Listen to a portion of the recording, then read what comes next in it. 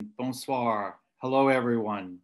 My name is Harvey Slack, and I am a trustee of the Ottawa Public Library Board.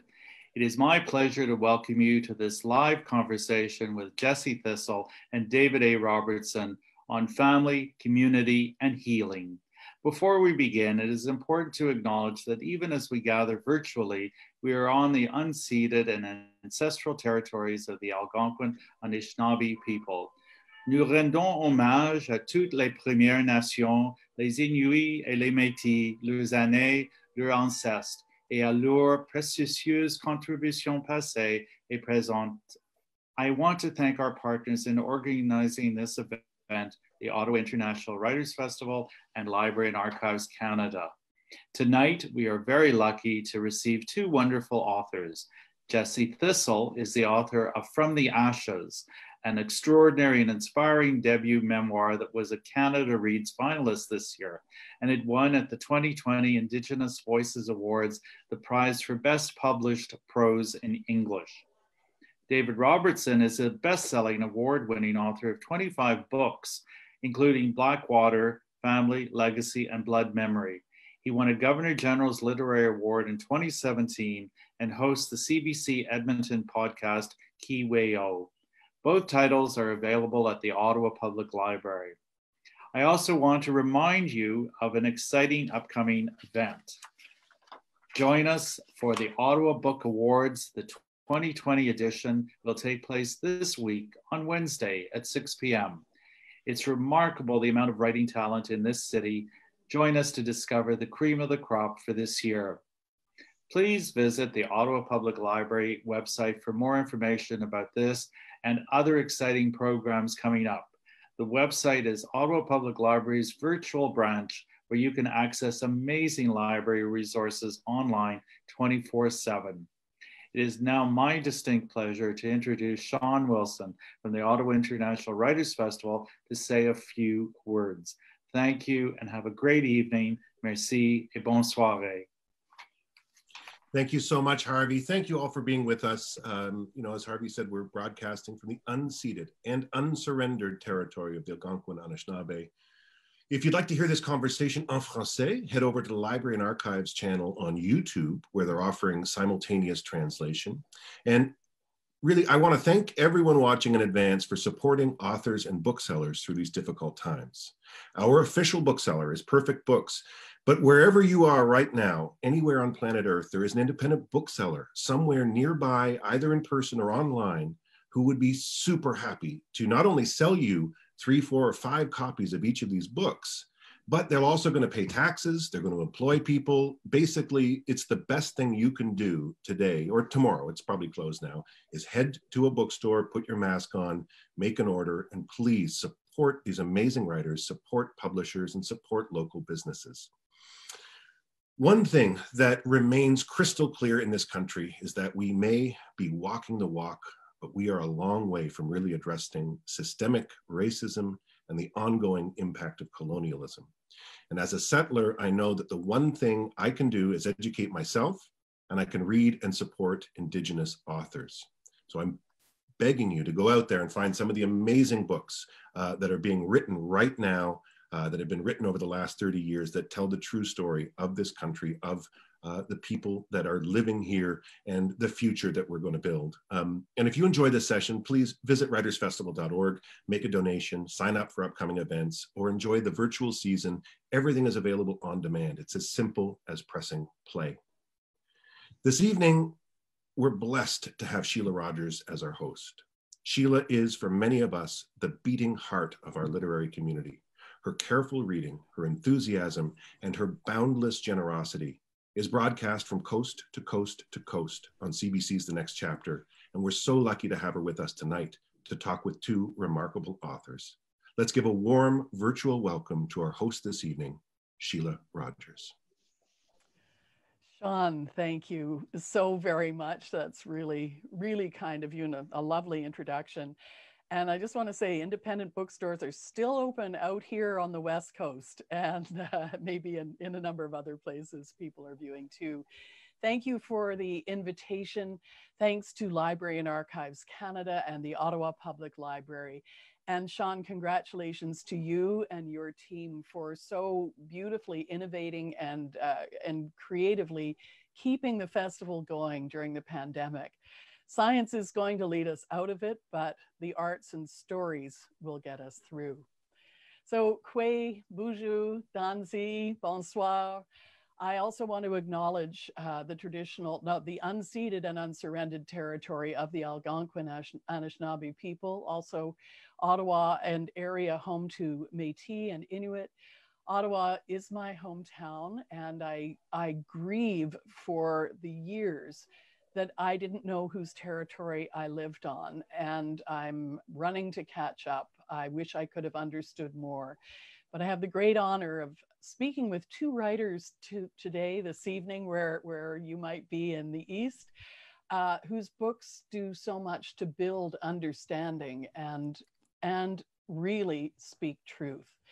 Jesse Thistle was born in Saskatchewan. His parents weren't able to raise him, so he was put in foster care and then the care of grandparents in Brampton.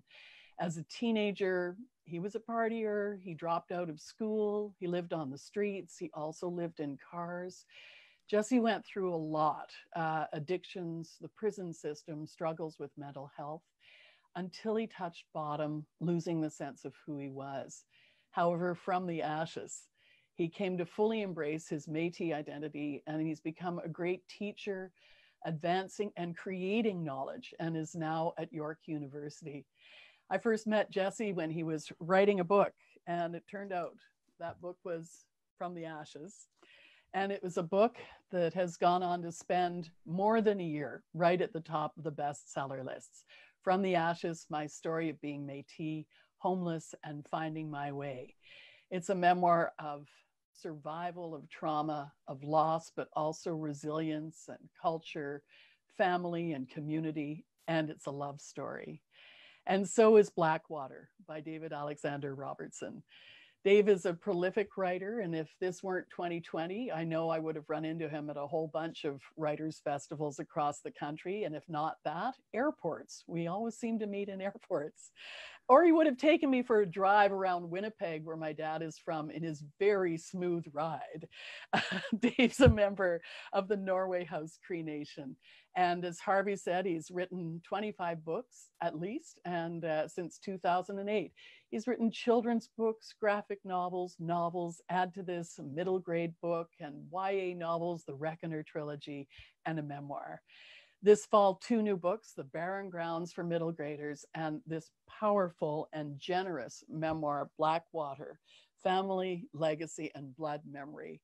I mentioned that, like From the Ashes, it is a love story, and it's about the love between a son and his Cree father, his family, and his community. So I want to welcome you both and say to both of you, thanks for agreeing to be in conversation with me again. Because this isn't the first time for either of you about these 2 books. So I'm really honored. How are you doing? Good. I feel good. Thanks for having me. Thanks for talking with me. And thanks, David, for covering your hair. You have such luscious hair. So I don't feel so bad being bald. I also have very messy hair right now, and that's why I'm wearing a toque. But it's nice to be here too, and it's nice, to, of course, to see you again, Sheila, and to see you, Jesse, as well. So thanks for having me, and I'm looking forward to this conversation. Well, you know, both Dave and I might ask Jesse to cover his microphone, because have you ever heard such a velvet voice on a Zoomcast? It's amazing. Got to do it for the listeners, right? You're so kind. You're so kind. Well, I'm really grateful for this visit with you. I see you're already swigging your tea, Jesse. I've got mine here. Excellent. That's great. How are you making your way through the pandemic, Jesse? Long walks with my wife in the park, setting small physical goals is really the key. Like my psychologist told me that trauma and stress is somatic, so it stays in our body. So I just try to outwalk it every day, and it's been working. A reconnection with nature and just going outside a lot. Yeah. How about you, Dave? Yeah, I mean, it's going for walks. We've done things with the family, especially early on in the pandemic, that we hadn't done a lot before. Going out to just the parks out here and going with the dogs. But honestly, it's been a tough time for me as well. A lot of people are going through some mental health issues right now, and I'm one of them, and it's been difficult. Work's been helpful to distract me from some of those struggles. It's been good to be busy, but I think self-care is something that you can't really take for granted or ignore, and I have a tendency to do that as I get busy. So it's Jesse mentioned therapy. I see a psychiatrist right now through Zoom as well, which has helped, and medication helps, and I'm very open about that too. So it's been good. It's been tough. And it's been busy. So, but it is what it is. We all have to go through it. Thank you both for for being so open about that. I don't generally suffer from anxiety, but I found this tough going, and I've seen a professional, and I've seen a doctor who's been able to give me some medicine too. So, whatever you can do to help yourself, go and do it, whether it's walking in nature or talking it out. It's a really good thing to do. And both of you don't shy away in your writing about dealing with mental health issues. And I have to say that it's really appreciated by the people who are dealing with struggles in mental health. And I'm one of those people. You've both written memoirs. I'm holding your lives and your father's life, Dave, in my hands. How does that feel? What has it been like for you to really go deep into your own lives? It's been cathartic. I found it's been painful. I think for me, the pain has been in the realization that this has now become a documentation of my father's life, more than it was before, because he passed away in December. So there's a lot of pain in this book now. There's a lot of pain in talking about it, and which I have to do a lot of this fall, which has been difficult. But it's cathartic too, because I know that in these pages is the spirit of my dad. And every time I read from it, every time I talk about it, as much as it hurts, it also reminds me that the teachings that he gave me are things that I can carry with me. And I'm very appreciative of that. And the book itself, as much as this book is a journey, writing it was a journey. And it's a journey that I'm very grateful to have taken with my father over the last 2 years. There are times that I'll never get back, but there are also times that I will never forget. And I'll always be appreciative of the time my dad spent with me. It was tiring for him to tell me about his life.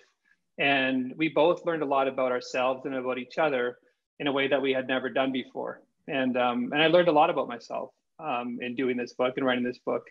And my dad learned a lot about himself too. He reclaimed a lot of things that he had lost.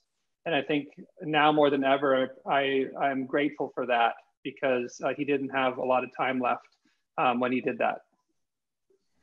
I have to ask you what you've learned about yourself through the writing of this book. I think one of the things that I've learned about myself is that, and I've said this a few times, I think I've come to realize it, is that I think I'm stronger than I probably thought I was, in writing this book. And looking back on the things that I've been through.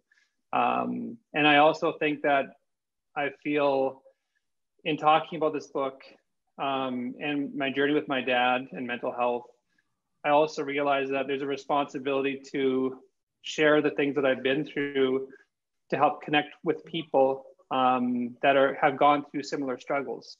And so I think that I've learned that I'm a better teacher than I thought I was as well. In writing this book and talking about it in the way that I have, and the platform that I've been given, that I've been lucky enough to have. So I've learned a lot. Jesse, I've talked with you about From the Ashes a number of times and really enjoyed each conversation. But I don't think I've ever asked you what it was like for you to actually write the book and have to almost relive some of the experiences, some of the trauma that you went through earlier in your life. I wrote the book in 3 months after I saw you, actually, at the Fort Garry in 2018. I stole your eggs when we had breakfast.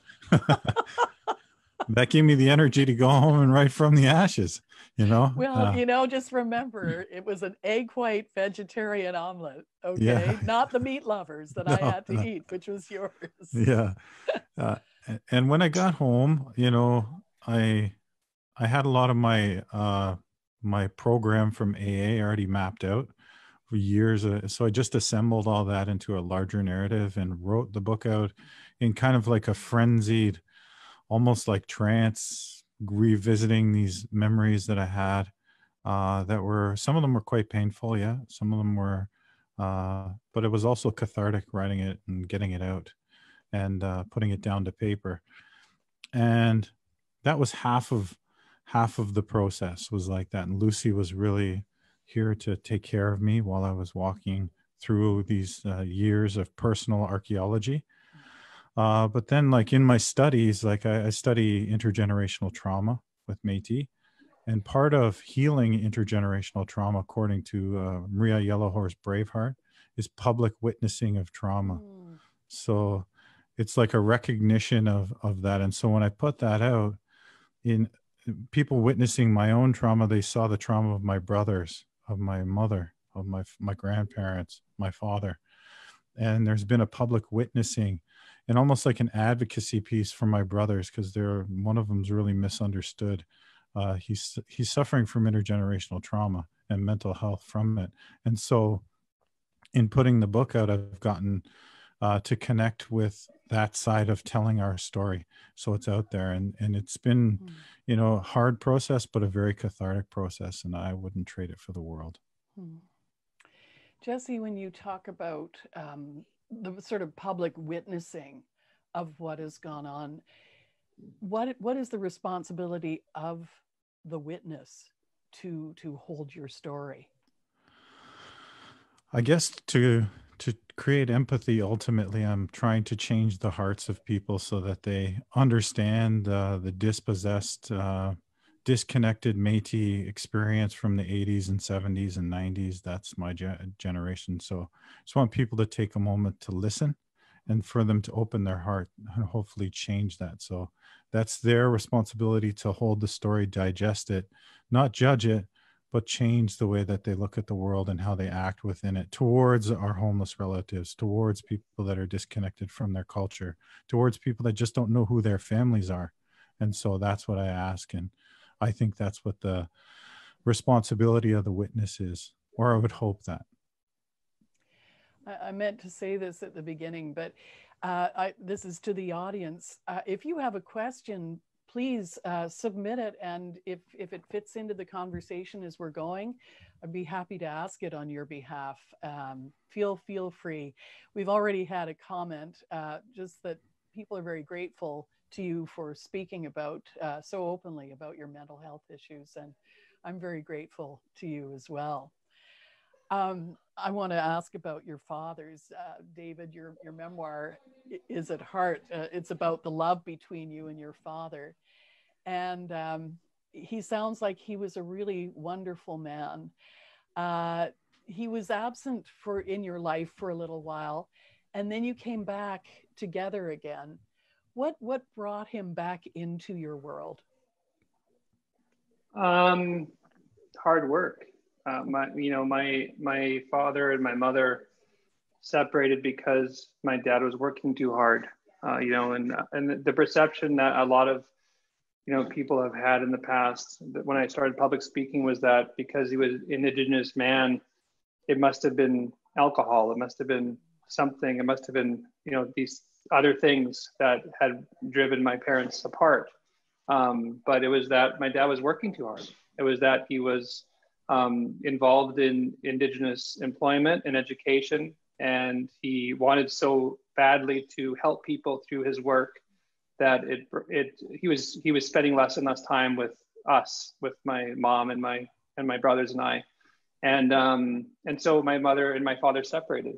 And as soon as they separated, they started to work hard to get back together. They started to work hard to reconcile. They recognized, I believe, in both of their lives, the things that needed to be done to heal. And, you know, it's really, their story is theirs to tell. But what I will say is that they worked very hard to reconcile. They worked very hard to find their way back to each other. They never stopped loving each other. And my dad did as much as he could to, you know, stay in apartments that weren't nice apartments, so he could give his family as much of his money as he could as he was working to support us. And eventually, when I went into grade 9, grade 10, my parents felt it was time that they got back together. And that was the best moment of my life. My dad and my mom reconciled because it brought him back to me full time. And I'd grown up with all of these misconceptions, misrepresentations, stereotypes, all these falsities about Indigenous people throughout my whole childhood. And I never had anything to teach me otherwise. And so I grew up very broken in that way. I had a very low sense of self-worth. And it was my dad coming back to my life and me learning about what he had gone through, his life and his childhood, and that helped me to begin to heal and to understand more about who I really was and who Indigenous people were, all different cultures in the Indigenous community here in this country. And that's been a long process. It's been a long journey that my dad accompanied me on, but it started when my parents reconciled. And through that reconciliation, my father and I began to heal as well. And we spent a lot of time together over the past 30 years working at it. Mm-hmm. Jesse, your memoir is the first memoir I've ever read that has a missing person notice at the end of it. And it's for your father, Cyril Thistle. And his absence is almost a presence in your book. I want to ask you what place your father holds in your life. You ever hear A Boy Named Sue, the song by Johnny Cash? Yeah. I always wished when I was on the streets that I'd bump into him one day and we could just get into a good tussle and I could beat him up just one time and then I could give him a big hug. And I've always wanted that, you know. What David talks about, being totally broken and listless without a rudder, without your father to teach you what indigeneity is, that's some of the most damaging things, you know. And I used to throw that pile of wood on my dad and light it on fire with my resentments. And so he lived like that in my heart. It was kind of like growing up with your father as Sid Barrett from Pink Floyd, you know, the guy that did a lot of acid and disappeared before Pink Floyd became a big band. That's kind of what it was like. Everybody told me he was this legend, all the street people that I knew. But it was all toxic. It was all toxic. It was all part of a culture that really I didn't understand. And yeah, I miss him, and I'll always look for him. That's why I put his missing person at the back of the book. And I can't think straight when I think about my dad. Actually, it's one of those things where it's just an open wound in my heart. And if anybody out there knows or has heard of a Cyril Thistle, who we know last we heard he was homeless, just let us know. Let our family know. Call the Peel Police. I know we're not supposed to talk to police, but in this instance, it'd be good to help us out and get some closure. So, thanks very much for that, Jesse. It's I know it's hard to talk about, but you did receive 16 letters that were written by him, right? Yes, yeah. Can you talk about that? My dad, when he went missing in 1982, he was an addict, you know, but that comes from his Scottish side, his intergenerational trauma, and how he's part Algonquin as well. And He, out of desperation, robbed a few stores on the Danforth in Toronto, and he went to jail for a while. And he would send us these letters, and I didn't see them till I was 35 when my grandmother passed away. So his mother, my grandma Jackie, the woman who raised me, kept these letters from me all my life. And I always thought like I was a footnote in my dad's life, and then he just walked out and he didn't love us boys. But I could see from the letters actually that he did want to come home. There was just something that was limiting him from coming home. And when I first saw them, they were given to me by my Aunt Sherry when they were dividing up my grandmother's estate. And I wept over those letters, but then I saw it filled my heart with joy too. And I read them over and over. I got a couple of them memorized, and they're right here in my desk with this prison Bible. I keep them right beside me. So, yeah. What do you hold on to of your father's, Dave? For me, it's intangible things. He taught me a lot. He taught me a lot about how to be a good man. He taught me a lot about how to be a good human being. He taught me how to respect people, to see them as humans first, and to work to learn about them, to have conversations with them, to never make assumptions about who somebody is until you actually know who they are. And that way, that's probably one of the greatest teachings that he gave me. The other one is to appreciate myself and to work to understand who I am for who I am, not what anybody else might expect from me or want from me. He modeled that in his own life. Cree values, Cree ways of living. He wanted me to find my own way to that. One of the things he told me when we were doing the research for this book, he looked me straight in the eye because I'd asked him, Dad, why didn't you ever teach me how to be Indigenous when I was a kid? And he said, how am I going to do that? You are Indigenous. I can't make you Indigenous. I can't make you more or less Indigenous. You need to figure out what that means for yourself. And I appreciate that, because you need to work hard to understand who you are. It can't be handed to you. That's what life is. Life is a journey that you need to go on. And it's a journey that we'll always be on until we stop breathing. And when my dad stopped breathing, I was able to carry that with me as a part of who I am. And so there's so much that my dad gave me that I will cherish for the rest of my life. Neither of you really embraced being Indigenous when you were younger. Dave, there's the story about a girl coming up to you by your locker when you were in junior high, asking if you were Indian. What did you tell her? I wasn't good with girls, but I never have been. I don't know why my wife married me, but she came up to my locker. I was so nervous, and I expected her to say anything but that to me, but she said, I have a question for you, Dave. And I said, okay, what? And I was like, my palms were sweating and I was kind of freaking out. She said, are you an Indian, or you just have a great tan? And I said, well, I'm not an Indian. Just instantly, I didn't want her to think I was an Indian, because at that time, everybody in my class, everybody in my school had this perception of what an Indigenous person or Indian was. And I didn't want anybody to think negatively about me. I already felt bad enough about myself as it was. So I said, nope, I'm not an Indian. And then she said, well, it's okay then. You got to tell me where you get your tan from. Because it was the middle of winter. So I guess she thought that I was like baking bacon or something. But so I ran from it. Any opportunity that I had where someone challenged me or asked me about if I had any Indigenous roots or if I was Indigenous or not, I always said no, because I just didn't want that judgment laid on me.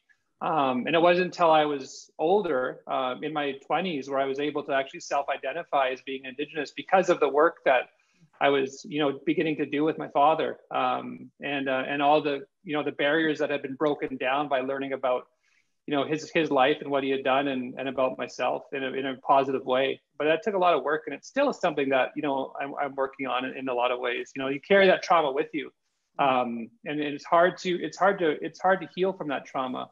But you do it through you do that through storytelling. You do that through sharing stories, hearing stories, and that's the process. Jesse, I know there was a guy named Moses who asked you if you were, maybe he asked you if you were Mohawk. I can't quite remember, but I think you might have said you were Italian. Yeah, that was my strategy. I would just tell people I was Italian, and so some old Italian ladies called me on it too. They'd start speaking Italian to me and then busted, not Italian. No matter how many times I watched Goodfellas, I couldn't fake it, right? So, no, that was my strategy too. I don't know, just nobody was there to teach me. And so there was a shame back then. Like David, he looks 10 years younger than me, but I think we're around the same age.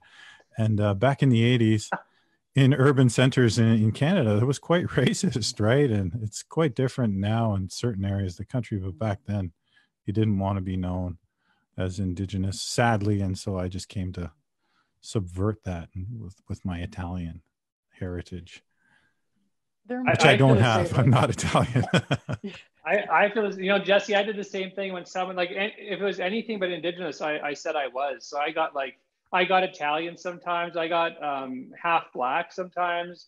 I got Portuguese once. I got, so people made all these assumptions about, my cultural background. And everything was okay as long as it wasn't, as long as it wasn't Indigenous. So much has changed, eh? Now it's cool to be Indigenous, it's like, yeah, things are so different. Yeah. There's a question that might be good at this point, because it just might fit, that you've had to deny who you were in certain instances for various reasons. And Jody asks, how are you able to manage your anger when you're faced with people who aren't empathetic or understanding? And Dave, you've had an experience like just today on social media, right? Yeah, I get a lot. I mean, I think the trick for me is not to be angry. As much as I'm not perfect. I get annoyed. I get annoyed at people. And what you're referencing today is someone, I wrote an article about Halloween and appropriation, and I've for some reason gotten about 10 to 15 emails over the last 24 hours telling me what an idiot I am and how I'm wrong about and how it's okay to dress as Pocahontas and all these things. And but I don't get angry.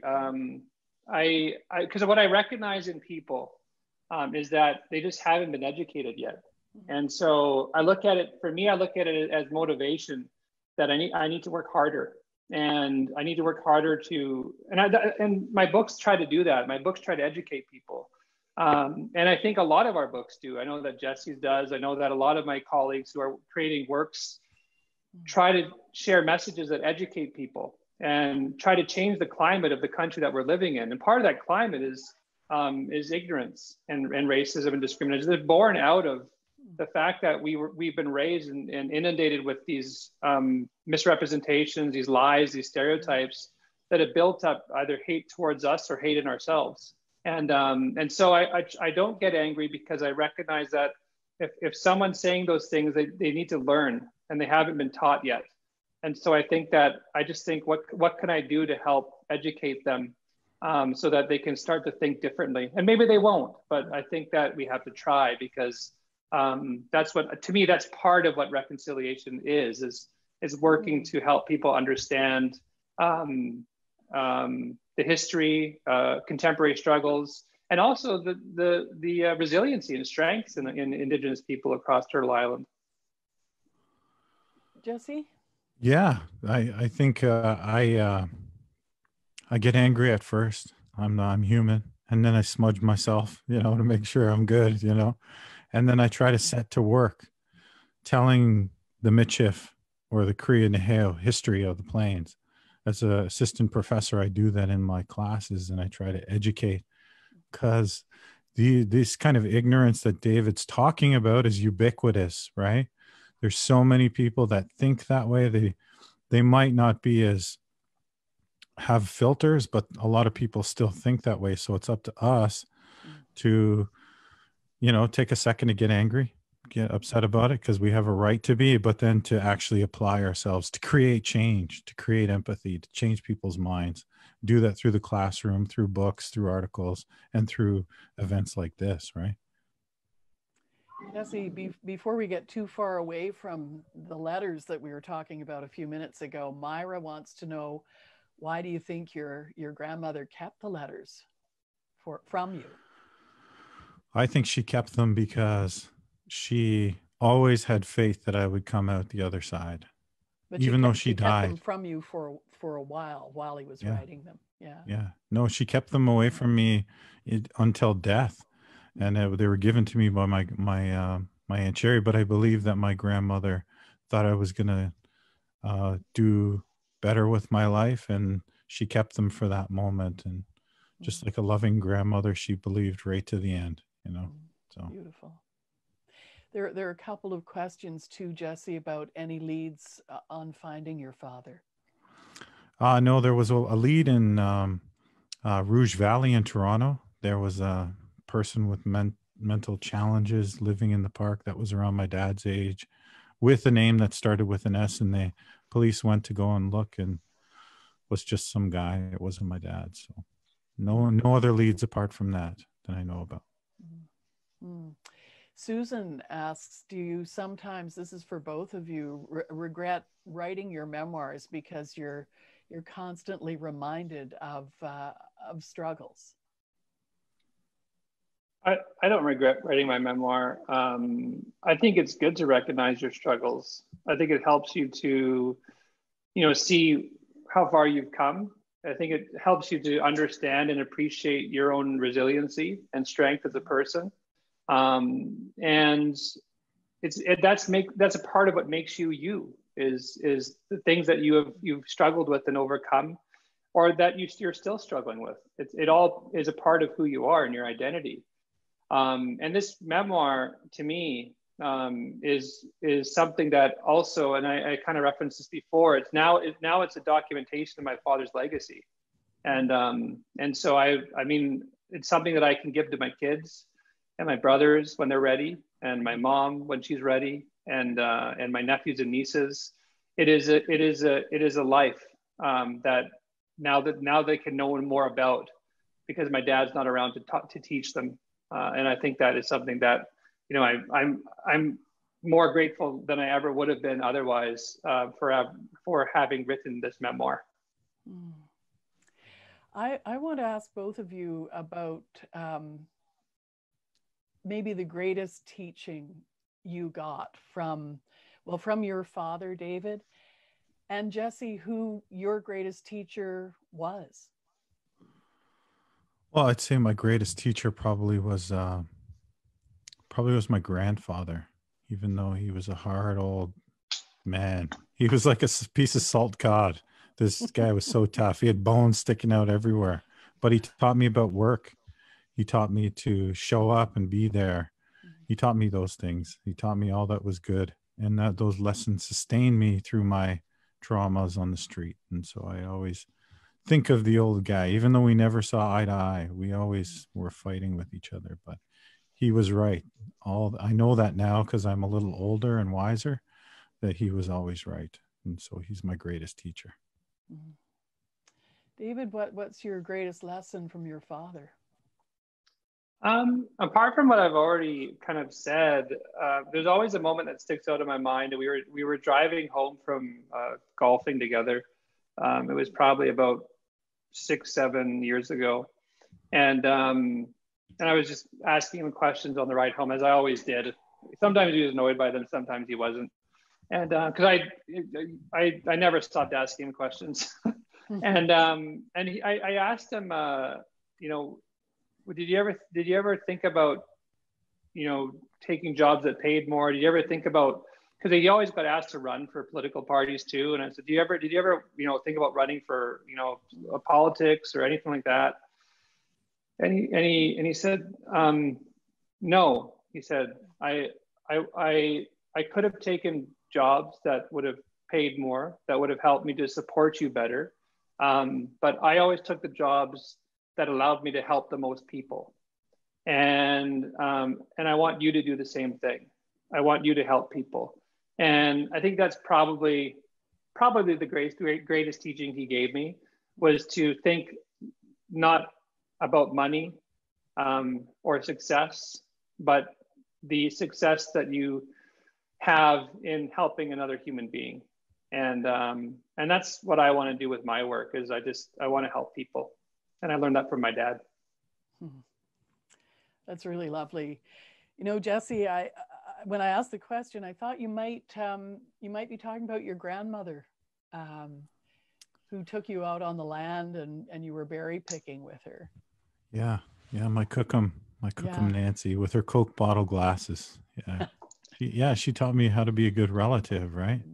I really didn't understand the concept of Wukudawin then, but that's what she was trying to teach me. And, you know, the remnants of our worldview, I guess, were tenuous, and we didn't have the time to color in the edges, you know. Yeah. Have you ever swatted a mosquito since? All the time. I'm sorry. Especially when I'm in Manitoba. Oh yeah, there's a lot in Manitoba, that's for sure. But she did teach you that we're all related, that we're all connected. Yeah, and I try not to hit them, but like sometimes sometimes they get in the way, right? Yeah. Jesse, this is a question from Marissa. If when we encounter the homeless, is there something you would recommend someone do or not do in a way that honors and respects their experience? Just listen. Listen, don't turn away. Don't turn your head. Like, that's the natural inclination, is just to look away. Listen, take the time to listen. Ask them what their names are if they're willing to share that, and what happened, you know. And in that, you'll humanize them, and you will see them as a relative. You should, you know, open your heart, because they all have stories. No one really chooses that lifestyle, right? There's factors involved. So, and if they need $5, give them $5, right? Because like, if they're gonna buy a little bottle of wine or whatever, let them. That's what everybody else does with their money, anyways, right? So, why judge them? Thanks, Jesse. Yeah, there's a great story of, just thinking about that, Jesse, of my dad's best friend, Srini Reddy. He was walking down the street one day in downtown Winnipeg, and there was this person who had sitting, you know, on the ground outside of a business, asking for money from people. And rather than walk by, he had his lunch with them, and he sat down beside this person and shared his lunch and spent his lunchtime speaking with this homeless person and learning all about their life and learning about everything that led them to be where they where they were at that moment. And man, I think it's a beautiful act of reconciliation, of what, you know, doing something like that, and kindness. Yeah, I think that story reminds me of a story that didn't make it into my book, where a guy stopped at the bus station and he bought me breakfast. He was just a nice person. And sometimes those acts of kindness they're world changing. I'll always remember that person, even though I'll never know who they are or their name. I'll always remember that. So. I've got a question from Heather, who writes, Hi. Thank you, Jesse and David, for sharing your story. I'm Cree Métis, grateful to be living on the unceded territory of the Musqueam, Squamish, and Tsleil-Waututh Nations, aka Vancouver. I'm an Indigenous success teacher and have shared your books with students, parents, and educators. Through your words, creating change, both my father and sister have both traveled to the spirit world in the last 2 years. Sorry, I think there was through your words, creating change, period. Both my father and sister have traveled to the spirit world in the last 2 years. I'm feeling called to write a book through the eyes of a young Michif girl finding her roots and reclaiming her culture and identity to honor my father, sister, and ancestors. What would you say would be my first step? You have both inspired me. That's Heather. Wow.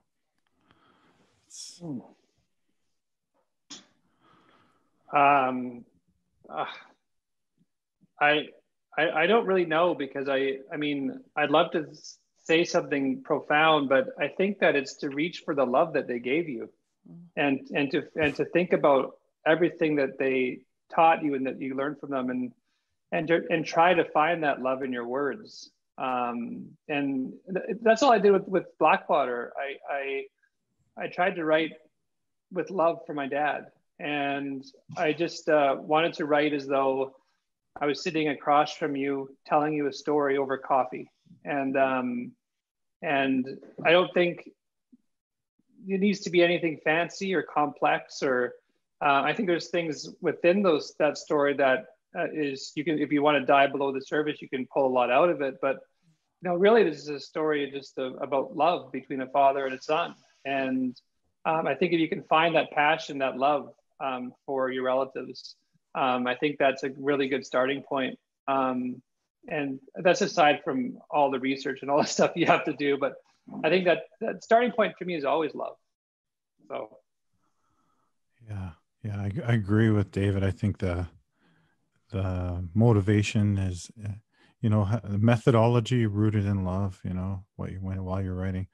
Just maybe some writing mechanic tips from me. I think maybe simple language says more than complex, fancy language. So write simply, write directly, write, in how you would talk, like David's saying, like you're telling the story to someone across the table, because those words find the heart, right?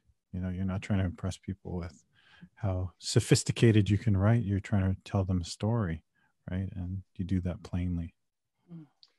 Yeah, I agree. It's like simple language. It's and simple language is beautiful. I think it's beautiful to be able to talk to someone.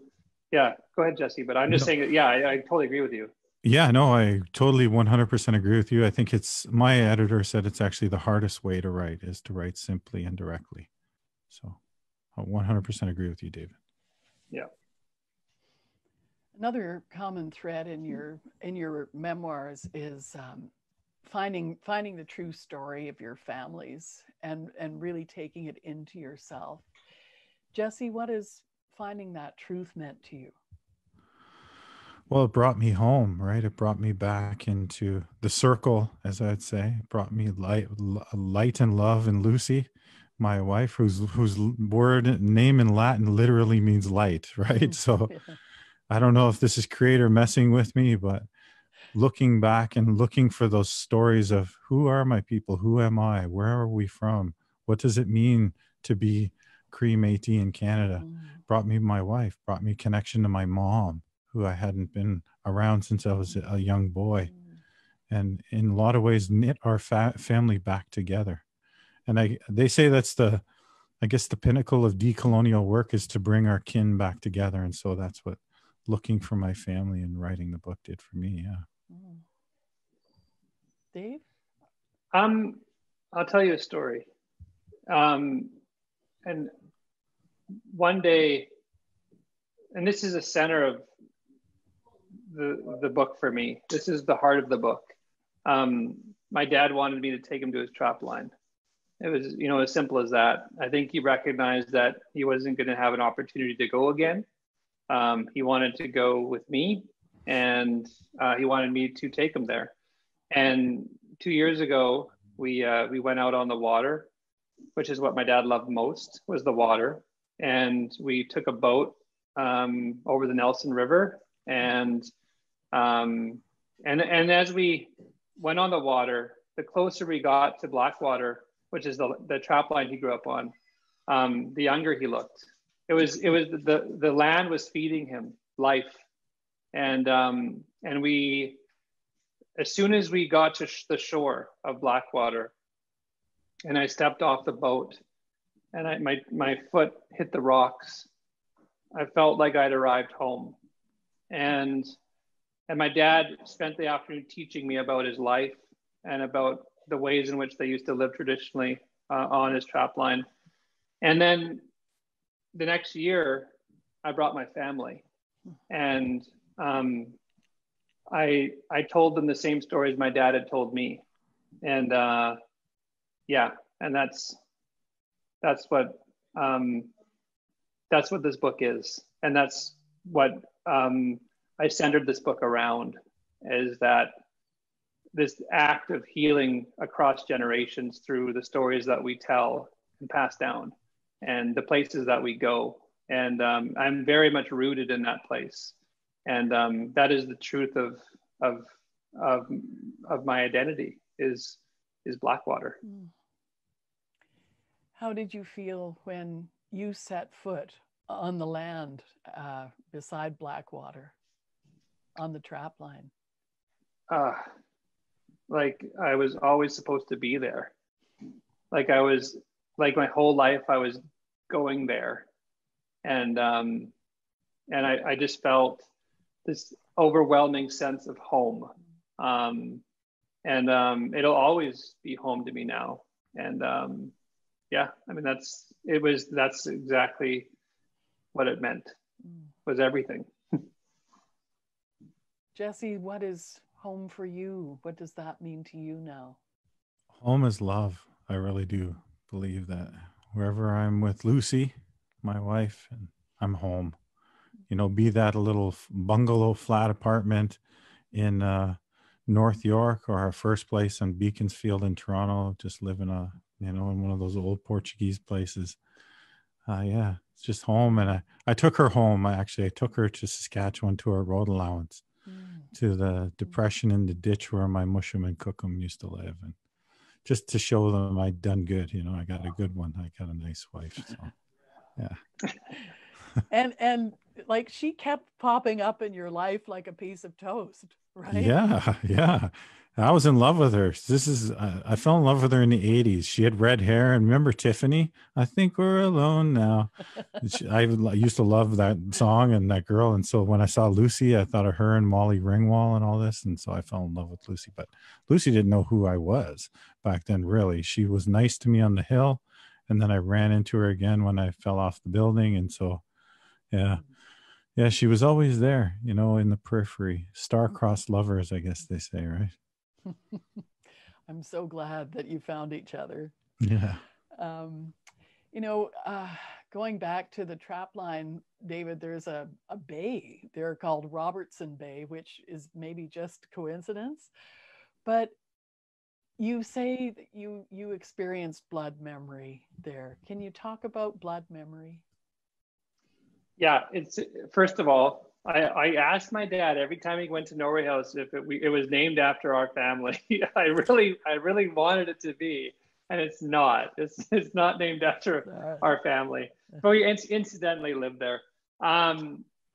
Blood memory is, to me, it is the lives of the family that came before us. It's the lives of the ancestors that we have had in our family histories, their experiences, their love, their trauma, their home, woven into the fabric of who we are, and that's how Blackwater is home to me. That's how Norway House is home to me. It's because even though I had never been to Norway House when I went there for the first time in 2001. It felt like home to me as soon as I arrived. And that's because generations of my family who came before me lived there and experienced so many things there, and so much love and trauma and that's all in me. I was born with that. It's a part of my DNA, and that's, to me, that's what blood memory is. And it's a very, very powerful feeling, and it's in everybody. It's in everybody. I've got time for one more question, and this is a good one from Arita Crowell, or Crowell perhaps. What's the most important lessons you want readers to take from your books? I would say that the opposite of sobriety is, I mean, the opposite of addiction is not sobriety, Mm. it's connection. Mm. And like that comes from like way wiser people than me, like Gabor Mate. But it's true. It's true. And so when someone's dealing with addiction or mental health challenges, it's about human connection. They need love. They need connection. They need to be brought back into the circle. And I would say that's what I learned most and what I want people to know. Dave? You know, Blackwater is a very intimate, personal story about my life and my dad's life and our relationship together. But I think in that story, there's something for everybody. Because I think what I'd like people to take from this book is to think about their own journeys and to think about how they may come to understand themselves better, and the work that entails. And I think it also is true of how we understand each other better. It's this culmination of where we have been, where we are now, and where we want to go as a people, as a community, and as individuals. And I think above all else, that's what I would like people to take from this book is that teaching that my dad gave me. That sounds, you know, Murray Sinclair talks about the 4 important questions. Who am I? Where have I come from? Where am I going? And where do I belong? And both of your books are so much about belonging, and so very beautifully so. Thank you again. Thank you for entertaining my questions and also the questions from the audience, which were really, really great. I thank you for, you know, we didn't get to even a quarter of them. It was a very engaged audience. And I wonder if you want to say something directly to the audience and not through me. I'll just say, I wish that I could see you all. You know, one of the things that I love as a writer is to be able to, you know, go across Canada. I'm very thankful for the opportunity I have to travel across Canada and meet people face to face. And I feel like that's a part of my job, but it's also something that I really value and love. And so you know, anybody who's here could have been doing anything tonight. And I appreciate that you've come to hear us talk. I wish that I could have heard you talk and see your faces, but I appreciate it. And I do think that, especially in the time that we're living in now in Canada, where Indigenous people are being beaten down by these systems that are in place, that the only way we're going to get through it is together as a community, and to recognize that everybody has a responsibility to get through this together. And part of that responsibility is learning about why things are happening, what we can do, and again where we want to end up together. Because right now it's going in the wrong direction, and I think stories will help push us through. So I think if people can just introspectively think about what their role might be in overcoming some of the things that are happening in this country right now, I think that would be something that would be very valuable. Thanks, Dave. Jesse? Yeah, well, I just want to say thank you, everybody, for having some tea with us. Métis Cree. That's what I want to say. Thank you. And like Dave said, you didn't have to come to our campfire visit here, but you did. So here's to you. Hear, hear. Thank you both. You know, every time I've talked to you guys, I try not to cry, and I'm crying. I'm having a bit of a weep now, but thank you for your powerful words, and just again for being so open, and so grateful to have you writing in this country right now. It's wonderful. Not to mention a hugely enjoyable experience to read your books. So again, hi, and Marcy, thank you. And you can find David and Jesse's books at the Festival Bookstore of the Ottawa International Writers Festival, which is Perfect Books. And at all independent bookstores right across Canada, there's a great Google map of independent bookstores who deliver that was created by Don Gorman, the publisher of Rocky Mountain Books in Victoria. So, and I'd also, so yeah, you can click on that. It's a Google map. I'd like to give a little shout out to two Indigenous bookstores, goodminds.com and strongnations.com. They're really working hard to promote Indigenous writers, and they're a great resource. People were asking about resources for learning. So much richness in those two bookstores, very specifically about and by Indigenous people in Canada. I want to say thanks again to the Ottawa Writers Festival and Library and Archives Canada and the Ottawa Public Library for inviting me to participate. And there's an event on Wednesday with Joshua Whitehead launching his new anthology of Two-Spirit and Indigiqueer fiction. It's called Love After the End. I'm going to send you all love during, and many thanks for joining us. I'm Sheila Rogers. Thanks a lot and keep the faith.